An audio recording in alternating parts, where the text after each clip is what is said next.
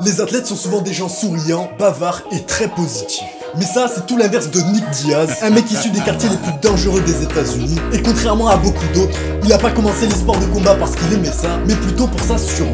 Et il est devenu pro, pas parce qu'il voulait le faire, mais parce qu'il avait fait une promesse à la fille dont il était amoureux, avant qu'elle se termine sa propre vie alors qu'ils étaient encore amis.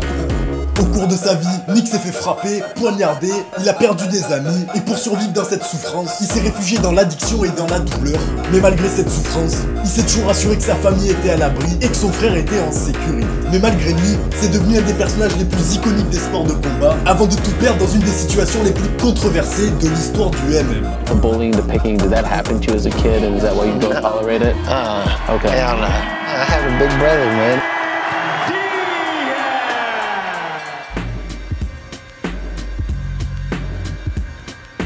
Quand on pense à la Californie, on pense au surf et aux grosses maisons près de l'océan. Mais ça, c'est tout l'inverse de Stockton, une ville très pauvre, remplie de drogue, de gangs et de violence. There is no opportunity there. Everybody's parents were dealing dope, and the house was a meth lab or something. My mom couldn't afford to feed us, really, so I had to put food on the table at like 12 years old, 11 years old, I had to sell crack. You feel what I'm saying? Avec plus de 30 gangs actifs, Stockton a été qualifié comme la ville la plus misérable à vivre des États-Unis. Et au milieu de toute cette violence, Nick a grandi avec une petite sœur, Nina, et un petit frère qui s'appelle Nate, que tu connais probablement aujourd'hui. Nick, more than anything else, was a big brother slash father figure for Nate. Say hi. Hi. Mais avant que leur père disparaisse de leur vie, il a initié Nick au sport et plus précisément à la course et à la natation. I go running all the time around my neighborhood, out of the bad neighborhood and into a good neighborhood. Mais une des expériences qui va changer la vie de Nick, c'est quand il va rencontrer son futur meilleur ami. Et cet ami, eh bien il avait une petite sœur sur laquelle Nick avait un crush énorme. Et malheureusement, c'est ici que Nick va rentrer dans pas mal de bagarres de rue et ne va pas toujours gagner ses bastons. Mais après avoir vu Royce Gracie gagner l'UFC 1, c'est ici que Nick va commencer sa recherche pour trouver le meilleur sport de combat pour se défendre. Et c'est pendant cette recherche qu'il va finir dans le dojo du combattant MMA Steve Heath. Well, when he first came in, I just saw some potential with this kid, and usually you don't see potential right away. Mais pendant tout ce temps, eh bien Nick il a continué à être amoureux de la sœur de son meilleur ami. Et après être entré au lycée, ils ont commencé du coup à sortir ensemble. Mais ça a causé toutes sortes de problèmes pour Nick, vu que l'ex de Stéphanie, eh bien c'était la mascotte de l'équipe de football. Et il s'avère que les joueurs de football de ce lycée, eh bien ils faisaient tous partie d'un gang, donc Nick finissait souvent par devoir se battre avec l'équipe de foot. High school was hard time. High school was hard time. People carrying guns just to protect themselves. You don't know if you're gonna get shot or stabbed or jumped at school because that's what happens to everybody else. Et tous les jours quand Nick allait en cours, il était très stressé vu qu'il savait jamais s'il allait se faire attaquer ou poignarder par l'équipe de football. You know, I had a lot of anxiety just like before fights, you know. We gotta go to school and fight. Du coup, c'était pas un milieu idéal pour sa scolarité, et donc Nick a arrêté les cours avant qu'il ait terminé le lycée. Mais malgré ça, il continuait à voir Stéphanie. Mais il s'avère qu'elle aussi, elle a grandi très pauvre, mais c'est pas le seul problème qu'elle avait, puisqu'elle souffrait de dépression, et à cause de ça, elle avait déjà essayé de terminer sa vie à 2 reprises, ce qui n'avait heureusement pas marché. Quelques temps plus tard, Nick et Stéphanie arrêteront leur relation, et elle va commencer à sortir avec un des amis de Nick qui s'appelait Bart. Et c'est ici que tout va changer. Mais malgré ça, Nick a toujours continué à aimer Stéphanie. Mais le 5 juillet de l'année 2000, après avoir avoué à Nick qu'elle aimait encore, Stéphanie va essayer de se prendre la vie en marchant directement devant une voiture, ce qui va malheureusement marcher. Elle avait que 16 ans, et voici comment Nick raconte son côté de l'histoire. On a vu qu'il y avait un accident sur l'autoroute. Je suis allé voir et j'ai aperçu une voiture et les ambulances. Stéphanie avait terminé sa propre vie. La fille que j'aimais plus que tout avait essayé pour la 3e fois de partir de ce monde et elle a réussi. Le pire c'est qu'elle allait aller en université, c'était une bonne élève. Elle avait réussi à faire tout ce que moi j'arrivais pas à faire, malgré le fait qu'elle habitait dans la même pauvreté que moi et que tout son entourage était des drogues. Mais après ce moment, tout était fini, j'étais plus un enfant. I'd like to dedicate this performance tonight, this whole night, and everything to a few friends of mine that passed away. First off, a special girl, very special girl in my life, named Stephanie Wise. Pendant les années à venir, Nick continuera à courir des kilomètres pour aller voir la tombe de Stéphanie pour lui promettre qu'un jour, il deviendrait combattant professionnel, exactement ce qu'il lui avait promis quand elle était encore en vie.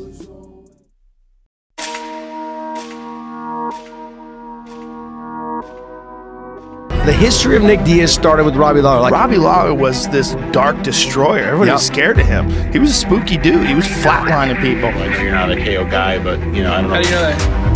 Well, it's what it says. Maybe we can prove everyone wrong. Well, how do you feel against Robbie Lawler? How do you feel? I feel like I'm gonna get the out of me. Nick gagnera son premier combat à l'UFC par soumission au 3e round, mais il restera encore inconnu au grand public, ce qui sera plus le cas après son prochain combat, qui finira par être un de ses combats les plus iconiques contre Robbie Lawler.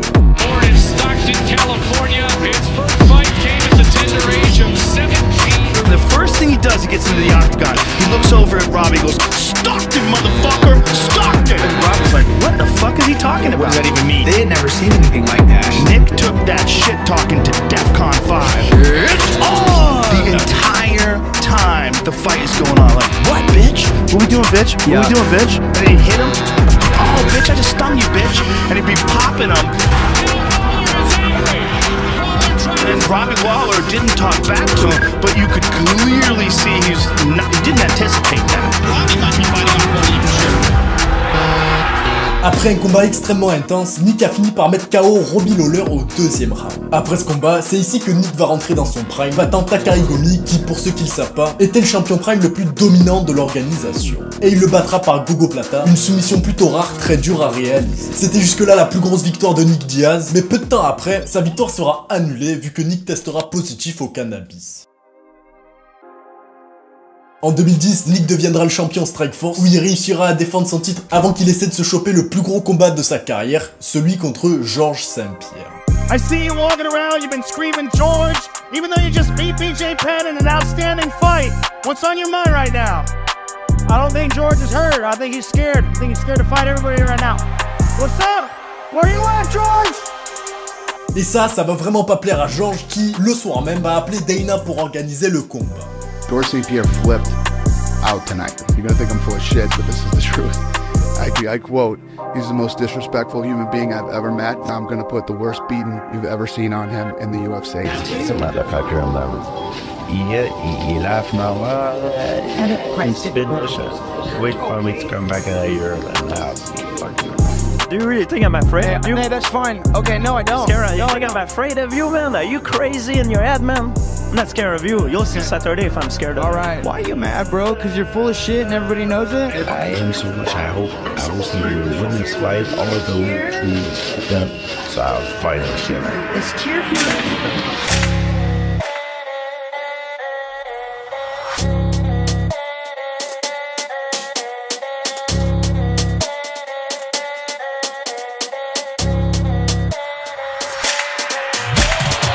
So far, Nick has been able to avoid the scene from some of the GSP. Nice jab by George. Nick Diaz, George St. Pierre. Nice jab by St. Pierre. Big takedown. And there's the takedown again. Oh, but this is a stop. Nice jab by St. Pierre.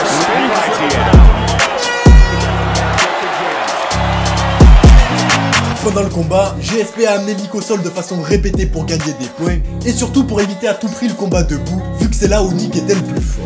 Et finalement, Georges et tous les autres avaient beau dire que Nick n'était pas à leur niveau et qu'il leur faisait pas peur, personne n'osait rester debout contre nous. Et à ce moment-là, on pensait tous que c'était qu'une question de temps avant qu'il devienne champion, mais il s'avère que c'était déjà le début de la fin. Faut savoir que depuis le début de sa vie, Nick Diaz était exclusivement un fumeur et il utilisait aucune autre drogue. Ceci dit, tout va changer quand Ronda Rousey va commencer à s'entraîner avec lui et elle va commencer à le faire boire et le faire sortir en soirée. So I didn't drink until I met Ronda. Ronda Rousey came to my house and she was like, "You need to loosen up." Right. She was like, she put a bottle of tequila in front of me, boom, slid it over on the table. She's like, "Time for you to have a shot." I'm like, "Oh, alright, I'll get drunk with you." Le problème de Nick Diaz avec l'alcool va progressivement s'empirer et il sera arrêté à 2 reprises pour conduite sous l'influence. Mais à l'époque, très peu de gens étaient au courant. Et c'est ici que Nick va avoir son dernier combat avant un long moment, celui contre Anderson Silva. Et Silva, à l'époque, c'était probablement le mec le plus terrifiant des arts martiaux, mais Nick, il a jamais eu peur de personne et il est rentré dans l'octogone pour détruire Silva.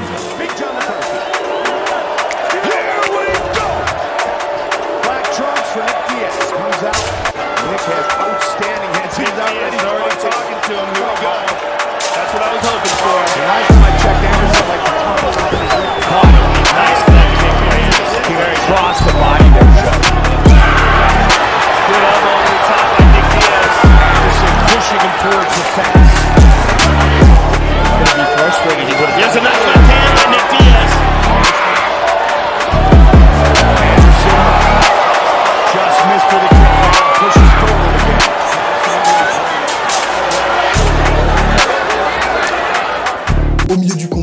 va sortir son célèbre taunt vu qu'il avait l'impression que Silva n'était pas assez acquis. Ce qui est quand même fou quand on prend en compte qu'Anderson Silva était le mec le plus terrifiant de l'époque, mais Nick il en avait vraiment rien à faire et il a jamais eu peur de personne. Il s'avère que c'est Anderson qui va finir par gagner le combat par décision, mais comme d'hab, Nick n'était pas d'accord. Ceci dit, c'était pas vraiment important, vu que quelques jours plus tard, Nick a testé positif au cannabis pour la 3e fois et la commission voulait envoyer un message. It's my understanding that you're a UFC fighter, is that correct?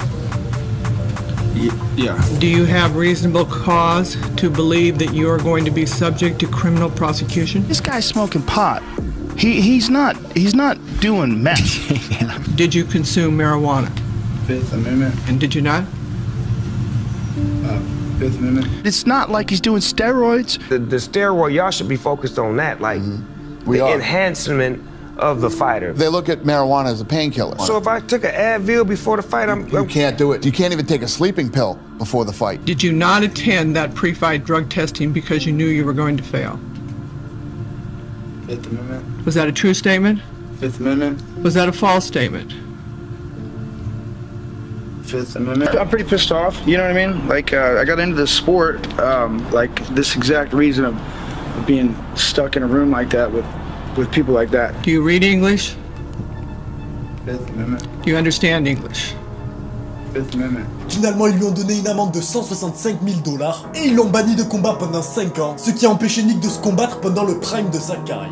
Il finira par baisser la peine à 18 mois et 100 000 $ d'amende, mais vu qu'il a jamais payé la somme, il pourra plus combattre avant un long moment. Pendant sa suspension, malheureusement, le mec qui était toujours à l'entraînement était maintenant plus souvent vu en soirée plutôt qu'au dojo et il se fera arrêter par la police multiples fois. Quelques années plus tard, il fera un interview avec Ariel Helwani où il était visiblement sous l'emprise de la boisson. En 2021, il fera son retour tant attendu dans l'octogone contre Robbie Lawler et le combat était plutôt bien, excepté le fait que Nick était visiblement plus lent et il a abandonné au 3e round suite à une blessure au nez, ce qui est vraiment plutôt étrange, vu que Nick était connu pour justement être un mec qui était prêt à mourir dans l'octogone. Et vu que Nick avait aussi l'air très mécontent pendant les conférences de presse, beaucoup comme moi finiront par penser que Nick il a accepté le combat pas parce qu'il voulait se battre, mais surtout parce qu'il avait besoin d'argent. Et cette théorie a du sens vu que quand Nick était à son prime, eh bien les athlètes gagnaient considérablement moins qu'aujourd'hui, et d'après certaines personnes qui disent bien connaître Nick, il se serait très souvent fait avoir par des amis et ses managers qui auraient pris un énorme pourcentage de ce que Nick gagne, et ça du coup c'est sans compter les 50% qui vont partir à l'État. Et donc dans une étrange symétrie, la popularité de Nick a commencé avec le combat contre Robbie Lawler, et sa carrière sera terminée par un combat avec Robbie Lawler. Il aura aussi commencé le sport très pauvre, avant de terminer sa carrière très certainement dans le même état. Ceci dit, Nick restera connu à tout jamais comme un des meilleurs combattants, qui n'aura malheureusement jamais atteint le titre de champion UFC. Are you happy, Nick? Are you happy in life? Is life good? No.